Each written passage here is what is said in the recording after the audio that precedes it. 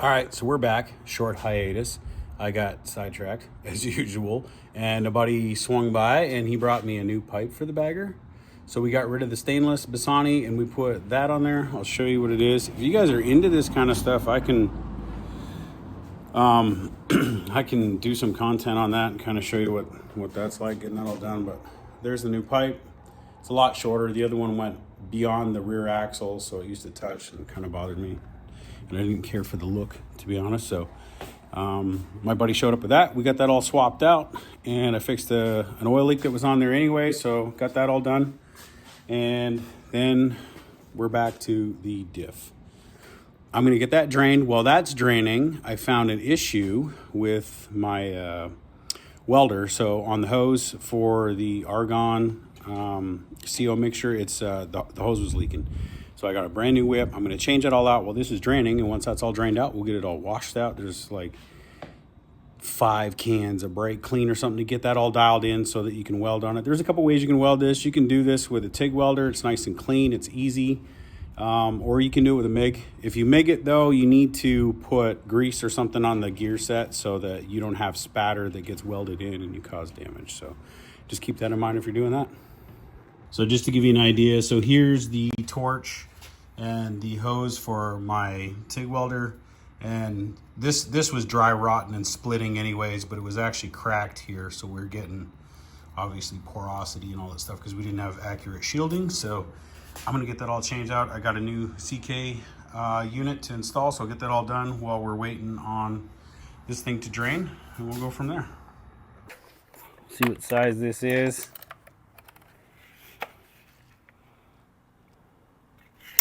14 maybe. Ooh, look at that, first try.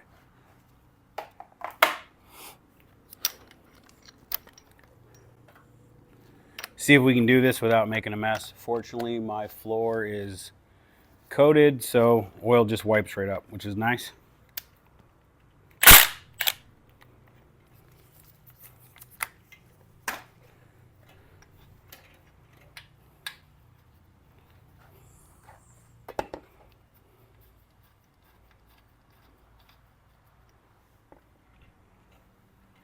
Well, that's a good sign on a new diff. But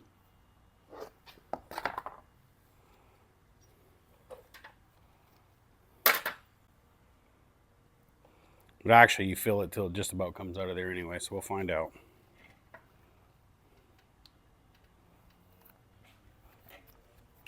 It's actually pretty clean. All right, we're still gonna get a bunch out, but I'll unbutton this and get that taken off and see what kind of mess we have. All right, so what we're gonna do is peel this back. So I've got the leather protector, but as I started peeling this back, you can see I've got this break in the hose here too. So obviously this thing was leaking everywhere. Hence why we're having so many issues when we're trying to weld up a new brake pedal for my buddy Brandon, but we got it done. We just switched to the MIG welder. So I'm going to go ahead and I'm going to cut this shrink wrap off.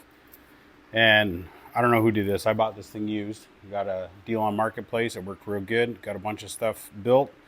So this is the first real issue I've had with it. But I'm going to remove the tape, remove this shrink wrap so I can expose the fitting on the end so I can undo this. And I can get the new Superflex whip all put on there. And we'll get that all figured out. But a good friend of mine told me if you're not carrying a good pocket knife on you, you're really fucking up. So I always have a good pocket knife.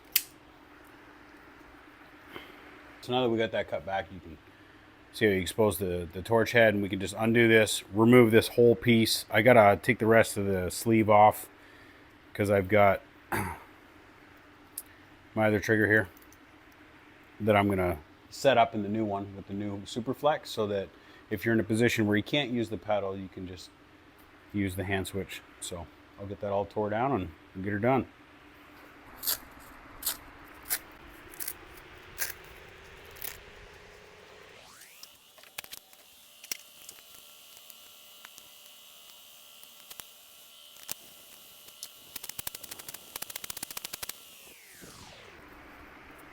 Ooh, good luck staying focused taking this off.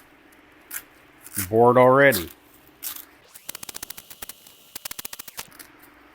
It's a good thing we only have a 12.5-foot whip.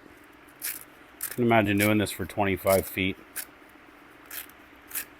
Probably get sidetracked, start like 3 side jobs, forget what I was doing in the first place, and then finally end up back on this 2 days later. All right, so we cut that off. We crimped on a new one, do some nice stainless steel crimps, nice and clean. So this can all be transferred over to the new Superflex from CK, and we'll get this all wrapped up. We'll get the thumb switch or finger switch zip tied in with it before I wrap it in the leather protector. Welder's good to go again.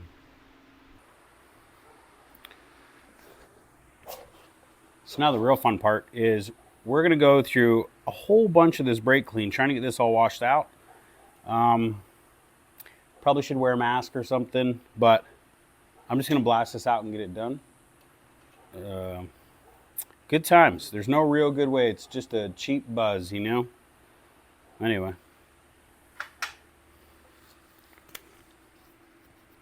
So plug your nose and hold your ankles, I guess.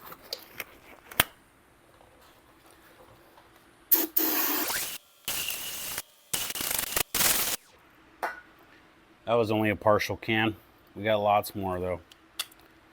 Kim literally buys this for me as like a gift. Like she'll grab a bunch of other stuff and I'll just have some random brake cleans. I love it personally.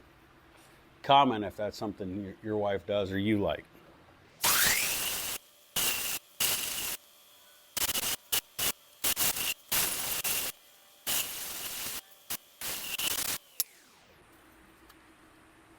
All right, now the big can. And I might get a brush and agitate some of this. It helps clean it up. Yeah, maybe I'll do that.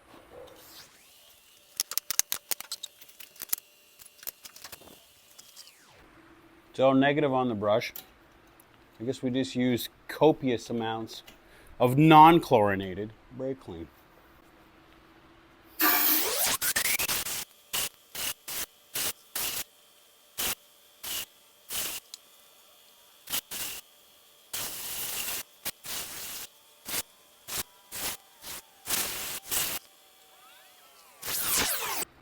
All right, now we're just gonna let that drain overnight, and I'll probably give it a wipe down and probably one more can tomorrow when I weld this thing all up. All right, so we got it all done. We welded it up. I missed recording some of that stuff, but it's all done, all cleaned up.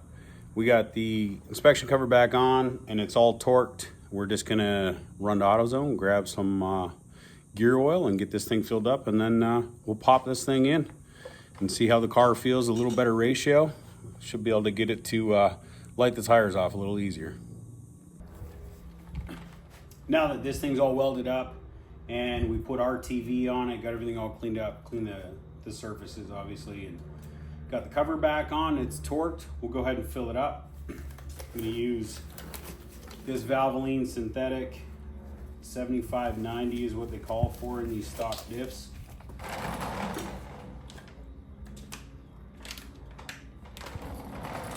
I like using these style because it's just really easy to put in there rather than trying to squeeze a bottle. You can just really just roll the bag up and you can get everything out of it. So it's kind of handy. Oh, we got a squirter. Look at the mess already. Had that nice and clean. Now I gotta clean it again.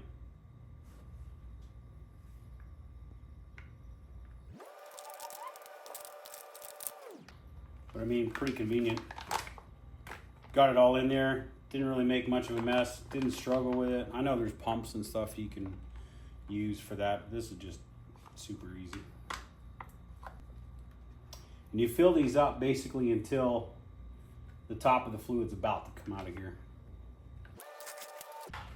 I'm sure somebody will correct me in the comments and tell me it's 1 point whatever liters or quarts, whether you use commie units or what. But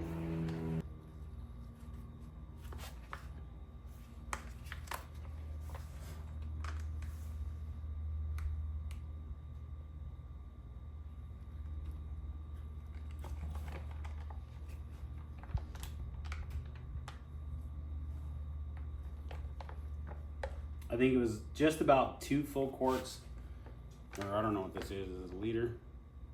No, it's a quart. I think it was about 2 full quarts when we did the original diff in the drift car. It was the 308 diff. I think it was about that. We'll see. Yeah, it's right there. It's just about.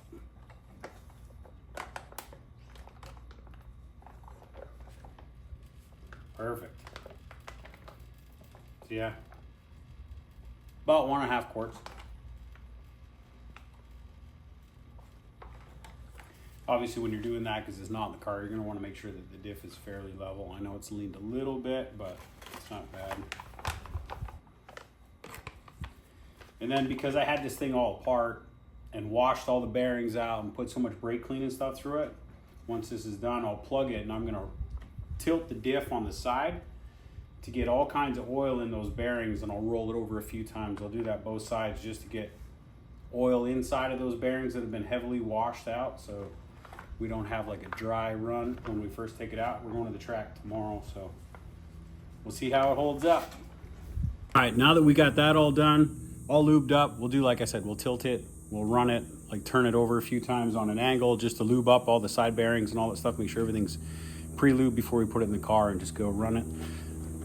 The car's out of the trailer now. I'm gonna get that thing in the garage. We're gonna put a new power steering reservoir and filter in it. Inside of the reservoir on these Beamers, there's a filter in it. Sometimes they plug up. We tossed a belt last time we were at the track, so I don't know if it's cavitating the pump or what. We're just gonna toss a new one in it. They're pretty cheap anyway, so we'll get that done. We'll get the new diff in it. We'll get this thing loaded back in there and off to the track tomorrow.